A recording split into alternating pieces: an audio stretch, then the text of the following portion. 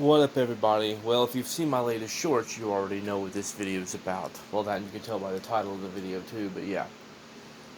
But nonetheless, though, an individual known as Eric Lima turned on me over BS reasons here a while back. You know, he's tried using his group known as the Rant and Rave Crew, and someone who's supposed to be his best friend known as Jordan Little. Yes, he's been using those people as a lame-ass excuse and basically the overall catalyst as to why he turned on me. Yeah, he wants to claim I disrespected them and everything, yet he's disrespecting them himself by using them as a lame-ass excuse to basically justify the fact that he's just straight up an insecure bitch. Because when it's all said and done, that's what it really boils down to. You see, he can make all the lame excuses he wants to, but the reason why he cut me off is because I don't blindly kiss their ass. I have opinions of my own. I have a mind of my own. And even the opinions that I have voiced, up until now, I have been very respectful when it comes to how I articulate my opinions and whatnot. Okay? And it also comes down to the fact that I associate, and I'm actually cool, and I would even say I consider this person as a friend. You know, I'm referring to Chayton Long.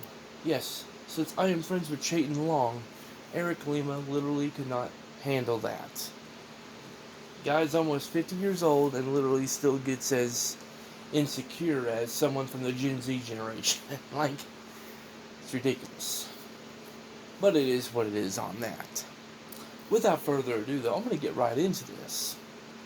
You see, since he wants to accuse me of disrespecting his group known as the Rant and Rave Crew, and since he refuses to just simply own up to the real reason why he cut me off, and still wants to spread lies, then I'm just simply going to make an honest man out of the guy.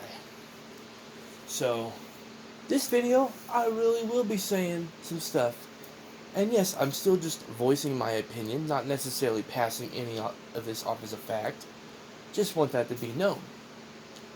But I won't be sugarcoating my opinion. I'm going to be straight up blunt about it. So yeah, so without further ado, let's get right into this. I've been watching, before their channel got terminated, before their channel got terminated, I was tuning into the Rant and Rave Crew for quite a few years. You know, I was a very admirable supporter, mainly to Jordan. You know, and you know, no offense to Jordan with this, I'm not attacking him or anything. And if he sees this and he gets irritated or mad or whatever, I'm sorry, but you know, you can blame your good friend Eric Lima, or you know, you can blame him for this when it's all said and done, since you know, he basically wants to spread lies, and I'm just simply going to give him a reason to want to spread that lie. So yeah, but nonetheless, though, at the end of the day, I'm going to be honest, 99% of the people from that group brought absolutely nothing to the table. And I'm going to be honest, back whenever they cut off someone like, what was his name, Andrew Hawking, yeah, they cut him off because they said that he was boring, didn't really bring it to the table, blah, blah, blah. Well, let's keep it real. The exact same thing can pretty much be said about 99% of the people that's within that group, if we're going to be perfectly honest. You know, when it's all said and done, there was only two people that was actually consistent on that group that really brought anything to the table in terms of like entertainment, you know, charisma, things like that. And that was Jordan, you know, the co-host, and basically someone that was more so just a guest on the channel every now and then, which was a guy known as Romy. Yeah, without those two, there would have been nothing about that show that would have been worth tuning into, because they, for the most part, were boring and they brought absolutely nothing to the table. Am I sitting here claiming I'm some entertaining individual or anything like that? No, I'm not. I can at least humble myself, though, when it comes to that. Like I said, I'm just simply voicing my opinion. But the rest of them didn't really bring nothing to the table. It seems like they either just basically talked about topics like where it's like, who gives a shit about, like, oh my gosh, these are the top 10 best soda pops. Who cares? Like, for real. you know. And then some of them, you can tell that their autism and other mental issues that they clearly have is so far out there, like even worse than my own, that again it would have been like trying to listen to Porky Pig or something like that when it comes to how much they would stutter and struggle with what they're trying to say and whatnot. So, yeah, just being honest on that. You know, I'm not sitting here saying they deserve to die or they should have been aborted because of, having those issues, but still, nonetheless, though, at the end of the day, their channel was very boring when it came to topics, the lack of charisma. Like I said, the only two people that was really worth tuning into to watch their channel was Jordan and Romy. Just gonna keep it real on that. If those two would have just made their own channel and everything, brought the kind of charisma that they usually bring and everything, they could have easily had a channel that would have been bigger and more popular than someone like PewDiePie or Markiplier or someone like that. I'm just being honest on that. That's just how I personally feel. But as far as, Brandon Martin, Eric Lima, I'll go ahead and put Andrew Hawkins in there. Hell, even David, when David was part of it. And again, no offense to David, but, he's not really much better when it came to all that. Like, none of them really brought anything to the table entertaining-wise, just being honest on that.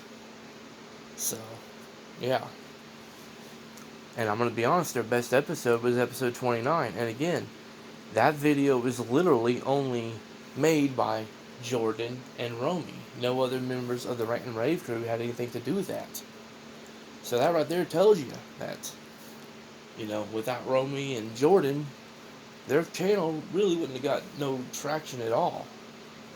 Like, for real. The best traction they got was when they was interviewing, a wrestler or something like that. So, yeah. I would give Brandon Martin credit, man. He did at least have some decent connections when it came to that. But when it came to him as a entertainer, no, he didn't really have it. Just gonna be honest on that. And that's really all I had to say on the matter. And if this is saw as disrespecting their group, oh well. I don't care. And people will wonder, well, do you watch them now they're on Facebook? No, I don't. I don't even know when they're live on Facebook. I don't get no notifications or nothing.